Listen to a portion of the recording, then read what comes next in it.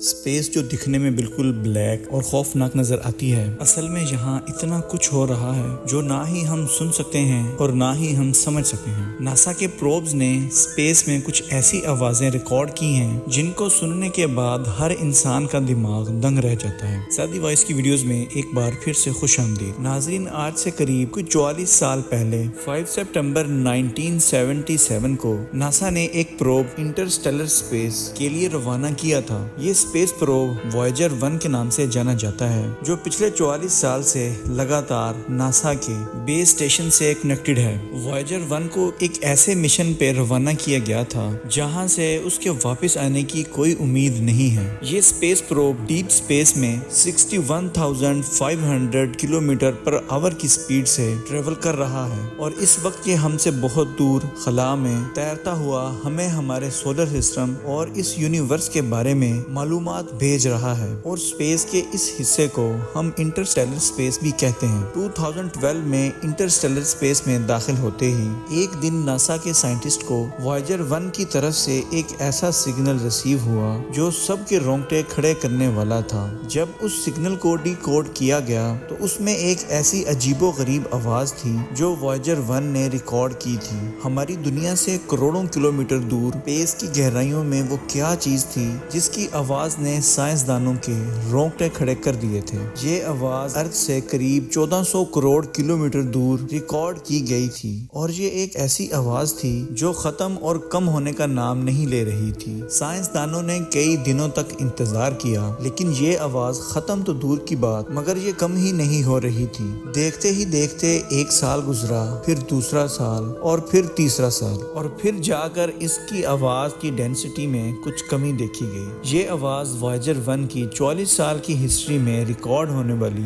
سب سے لمبی آواز تھی جس نے سائنسدانوں کی نیندیں اڑا رکھی تھیں۔ لیکن اس آواز کے علاوہ سائنسدانوں کو ایک اور چیز بھی لگاتار پریشان کر رہی تھی۔ جی ہاں، جس پوائنٹ پر وائجر 1 نے پہلی بار اس آواز کو ریکارڈ کیا تھا، پورے 3 سالوں کے بعد وہ اس پوائنٹ سے 160 کروڑ کلومیٹر دور جا چکا تھا، لیکن پھر بھی یہ آواز ویسی کی ویسی تھی۔ 160 کلومیٹر مطلب یہ ڈسٹینس اتنا ہی ہوا جتنے زمین سے چاند تک پورے 4000 چکر لگائے جائیں۔ خلا میں اتنے ڈسٹینس تک پھیلنے والی آواز آخر آ کہاں سے رہی تھی؟ اسی بات نے بڑے بڑے ریسرچرز اور سائنٹسٹ کو چکرا کر رکھ دیا تھا۔ ایک بات تو کنفرم تھی کہ ہمارے سولر سسٹم کے باہر کوئی نہ کوئی ایسی طاقت ضرور چھپی ہے جو اس آواز کی وجہ بن رہی ہے، لیکن اسپیس میں تو کوئی آواز ہی نہیں ہوتی، تو اس کو آخر ریکارڈ کیسے کیا گیا؟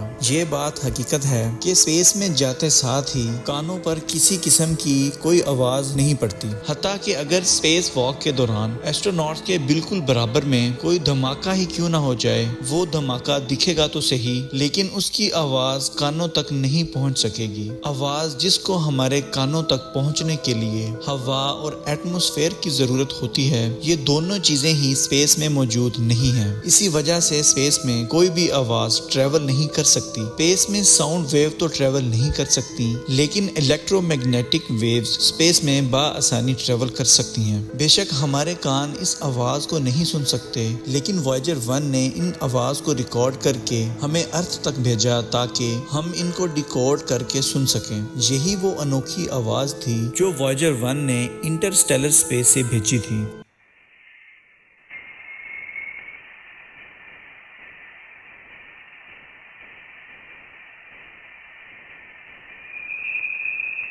کچھ سائنٹسٹ کا کہنا ہے کہ یہ آواز اسپیس میں پلازما ویوز کے ٹریول کرنے سے آئی ہوں گی، جبکہ کچھ ریسرچرز کا کہنا ہے ڈیپ اسپیس میں ضرور کچھ ایسی طاقتیں موجود ہیں جن کی انرجی کی وجہ سے یہ آواز پیدا ہوتی ہے۔ وہ کون سی طاقتیں ہیں اور ان کی انرجی آواز کیوں پیدا کرتی ہیں، یہ سوچنے، سمجھنے اور جاننے کی قابلیت ہم انسانوں کے پاس آج تک موجود نہیں ہے۔ وائجر 1 اپنے انٹیناز سے یہ آواز کیپچر کر کے ان کو ریڈیو سگنل میں کنورٹ کرتا ہے اور پھر ارتھ کی طرف ٹرانسمٹ کر دیتا ہے۔ بے شک یہ میسج لائٹ کی سپیڈ سے ٹریول کرتا ہے، پھر بھی اس کو ارتھ پر موجود ناسا کے اینٹیناز میں پہنچنے کے لیے پورے 21 گھنٹے لگ جاتے ہیں۔ یہ پہلی بار نہیں تھا جب وائجر 1 نے ہمیں کوئی انوکھی آواز بھیجی تھی۔ اس سے پہلے بھی ناسا اسپیس سے کئی آوازیں ریکارڈ کرنے میں کامیاب ہو چکا ہے۔ 2007 میں بھی ایک ایسا واقعہ ہوا تھا جس نے سائنسدانوں کو حیرت میں ڈال دیا تھا۔ ریسرچرز کو اسپیس میں کچھ ایسے سگنلز ملے جو کسی بھی طرح نارمل نہیں تھے۔ خاموشی کے عالم میں کچھ ایسی آوازیں آنے لگیں جو آدھے سیکنڈ میں ہی غائب ہو جاتی تھیں۔ یہ آوازیں سن کر کچھ ایسا لگ رہا تھا کہ شاید کوئی ایلین وار شپ لیزر بیم سے وائجر 1 پر حملہ کرنے کی کوشش کر رہا ہے۔ ریکارڈ ہونے والی یہ آوازیں، جن کو فاسٹ ریڈیو برسٹ کہا جاتا ہے، کچھ ایسی تھیں۔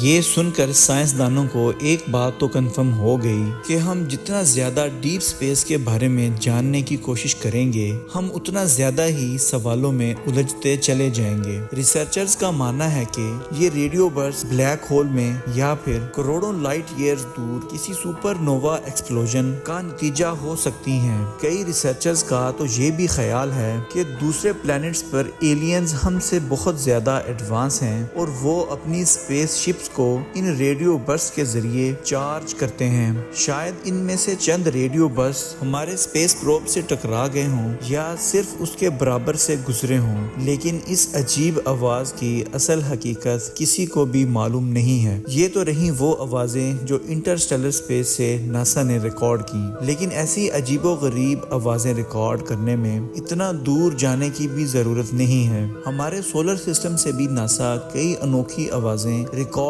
کر چکا ہے۔ وائجر 2 جو ناسا نے ہمارے سولر سسٹم کی ریسرچ کے لیے لانچ کیا تھا، اس نے بھی کئی ایسی آوازیں ریکارڈ کی ہیں جنہوں نے پوری دنیا کو پریشانی میں ڈال رکھا ہے۔ یہ ہے جوپیٹر کا چاند جو گینی میڈ کے نام سے جانا جاتا ہے، اور یہ ہے اس کی آواز جو واقعی آپ کے رونگٹے کھڑے کرنے والی ہے۔ سائنسدانوں کا ماننا ہے کہ یہ آواز ایسی الیکٹرو میگنیٹک ویوز کی ہیں جن سے پولر لائٹس بنتی ہیں۔ جس طرح آسمان کے کئی حصوں پر پولر لائٹس نظر آتی ہیں، اسی طرح سیٹرن، جوپیٹر اور گینیمیڈ میں بھی پولر لائٹس بنتی ہیں، اور یہ پوسیبل ہے کہ جو آواز ابھی آپ نے سنی، جو جوپیٹر کے مون گینیمیڈ میں پیدا ہونے والی پولر لائٹس کی کنورٹڈ آواز ہے۔ ابھی تک جو بھی عجیب آوازیں آپ سن سکے ہیں، وہ کسی اور نے نہیں بلکہ ناسا نے آفیشلی پبلش کی ہیں، اور ان میں کوئی ایڈیٹنگ نہیں کی گئی۔ سیٹرن جو ہمارے سولر سسٹم کا ہی ایک پلانٹ ہے، ناسا نے یہاں سے بھی کچھ عجیب آوازیں ریکارڈ کی ہیں۔